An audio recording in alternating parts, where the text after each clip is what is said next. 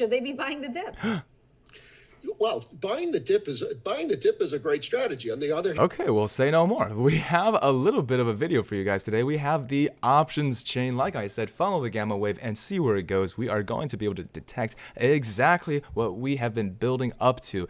In the money calls already at $20 strike and in the money puts at $50 strike. What does it mean for a day where AMC basically held its position, and what does it mean to smash that like button right now? Because we are trying to destroy the algorithm and we want you to give Professor Meatball a chance to explain himself. So watch until the end of the video, comment out which like you guys are all the way up to 1200, and let's go directly into the options chain first. Then we'll take a quick look at the short interest. First thing that you probably notice is that this is going to be crazy, but we have some in the money calls at $10, $2 million with the idea that people are betting that AMC is going to stay above $10 before a certain time. That is probably going to happen, but a little bit less strangely bullish, but perhaps strangely suspicious as well. $20 strike is having $9 million worth of calls. This is the most that we have seen in the last few weeks congregated at one specific strike. But we are also seeing $5 million of puts at $50 strike. So these are already hedged, fully in the money puts and calls. So why exactly are they showing up right now on the since we've already created so many videos about the gamma chain, exactly how the options chain works out and how gamma squeezes work? Probably do want to pay attention to those. Go click through the videos if you want to take a look at that. We are looking at analysts saying that meme stocks are a self-contained loop. So, and there are other people saying that this is now time, especially this guy saying it's time to buy the dip. Let's have a listen to what he has to say. On the other hand, we're up well off. We're not at a dip anymore. We're well off our lows. Looking at the back. Let's start over here. Right, with where the markets are. I mean, we're coming off of 4 straight weeks of gains. Obviously, China's data today coming out weighing on investors as we see red arrows across the board. Where do you think we are in the cycle?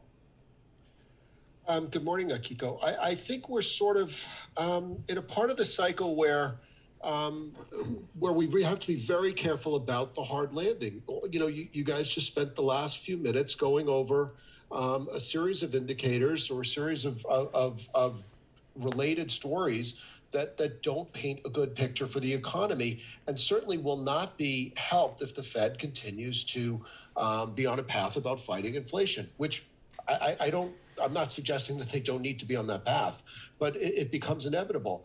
One of the problems specifically with China that, today I think it's being taken almost as a positive by the markets because, if Chinese demand is slowing down so dramatically, well, of course, that's going to impact commodity prices negatively. There's a lot of people who have, algorithms, whichever, programmed to say, okay, oil down, stocks up. So as a result, we're really not seeing any real give back. We've given back the levels more or less of the last few minutes of Friday trading, which in itself was a bit of a ramp. So, I think we're in a fairly precarious time for the markets, and a lot of investors sort of seem to be covering their ears and just doing what they've been doing before. So, Steve, that implies, though, that despite all of that, you still see a lot of retail activity. I guess I'm wondering, on your platforms, despite Fed concerns, despite uncertainty out of China, despite a perhaps head fake on this bear market rally, people are still diving into stocks. Is that what you're seeing? Absolutely. We are seeing it's not the meme stocks are, I guess, are the perfect tell for this, and to a certain extent crypto coming back testing 25,000 is another tell.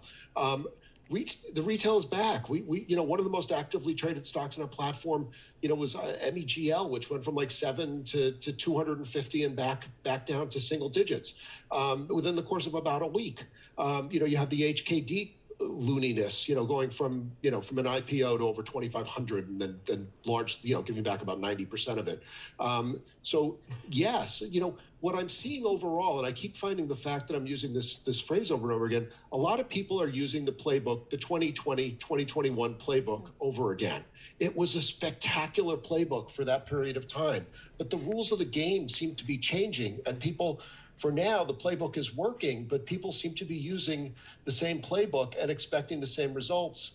In the short term, I think it's been fabulous. I think it was a great bounce off an oversold condition, but I have to wonder if using that same the same investment playbook that worked for you, which includes don't fight the Fed, which in that period of time was, the Fed was your friend. Now the Fed is kind of a headwind. This is the problem I start to see. I mean, what is the key difference? If you've got retail investors out there who are saying, well, why not go with the same playbook, given the gains that we saw on the back of the big declines we saw early on in the pandemic? And what's the key difference in, should they be buying the dip? Well, buying the dip is a great strategy. On the other hand, we're up well off. We're not at a dip anymore. We're well off our lows. Looking at the backdrop, I'm not going to criticize investors for having bought the dip. It was the right strategy at the right time. We were very oversold. We went into earnings with the most dire expectations, and earnings were better than feared, certainly, and that provided a lift. I think the last part of this rally has been the investors sort of taking Powell's neutral comment to heart. Meanwhile, all the other Fed governors who've spoken since have basically been squashing down on that idea. Essentially, the idea is that the Fed reacted very late when inflation was already creeping up on us and be in the middle-ish area of 2022.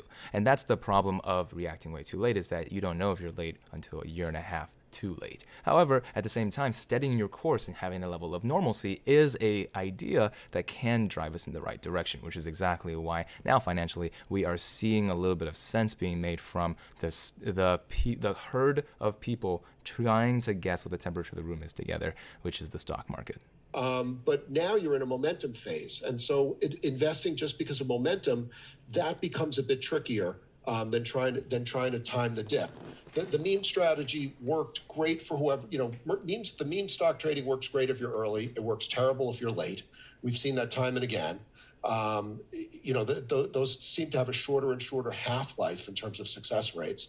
And in terms of other stuff, there are plenty of good stocks to be buying out there. I don't want to really squash down on this, but just sort of, when I saw Friday, the strategy of sort of, instead of don't short adult tape, it became let's buy at money expiring SPY calls, and then as it moved up a little bit, let's roll them up to the next strike, and then the next strike, and the next strike. That was just pure momentum on nothing, and so that becomes a much more tricky environment to try to base your trading from the long side on. So Steve, you talk about HKD, you talk about a number of other names that were popping lately. A lot of people perhaps trying to draw comparisons to what happened in the beginning of 2021 with GameStop to some of the activity that we've seen over the last 2 weeks. Are you seeing any sort of similarities? And is there a reason for a macro backdrop contributing to that, or is it completely unrelated? I think the macro backdrop was much more prevalent in early 2020. Early 2021, because you had massive Fed liquidity injections and stimulus checks. People, a lot of investors literally got money deposited into their accounts. Now I think it's sort of more of just, we can get things moving in a short period of time. That aspect of it hasn't changed. That's why I alluded to the idea of people using the same playbook. But each of these moves, HKD, of course, being the exception, but for the most part, GameStop, Bed Bath & Beyond, et cetera, my theory then and now is there was always a certain amount of investor nostalgia to them. People just didn't want to see their old favorite mall stores getting picked on, and so they went after the shorts. Also to be said, shorts, people have been going after the shorts for as long as there have been shorts. So that's also not a change in strategy. The popularity of it certainly is greater. But in each of these situations, there's less organic nature to it. In the initial meme stock craze, you got people coming in who'd never invested before, putting money into these stocks and investing. Now it seems to be the same cast of characters chasing the same list of names with a couple of new exceptions every so often. That becomes more of a self-contained loop, and it really becomes much more about, it's always been about timing, but now it's really strictly about being early. Steve, really quickly, moving away from meme stocks, what do you like right now? Where are you putting your money? What is Steve going to say? Right now, quite frankly, as a volatility person, I'm starting to look more in terms of volatility plays and getting a bit defensive. The VIX flirting with 20 means that there are more opportunities to be hedging some of your gains. I actually start to think about like looking for pullbacks, being a contrarian. I think starting to look at energy is probably not a bad place to go unless we really feel that the wheels are going to come off in China, because it is going to be winter at some point in Europe, and I see like another round of stress coming.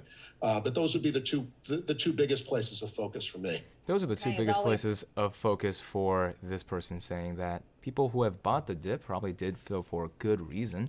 And why is Motley Fool, at the end of our video, saying a hit piece on Adam Aaron? Movie theaters had their weakest weekend in nearly 6 months, but that's natural this time of year. Adam Aaron even said so in the earnings call. CEO Adam Aaron tweeted over the weekend suggesting that the previous dilution events have been bullish for AMC stock, and the stock has soared 152% since hitting a 52-week low just 3 months ago. So let's just a quick pull back your perspective and have a very nice end of your day. Hope you guys were able to start and end or have a part of your day shared with Professor Meatball and myself. I really do appreciate you guys coming to the end of the video. If you do want to be able to slap that like button for getting educated or being entertained or being interested in part of this video, I really would appreciate that. If you guys want to find out more, get access to my 6-figure portfolio, go ahead and press that join button or head on over to Patreon, and I will thank you guys once again. And I'll see you guys in the money. Peace.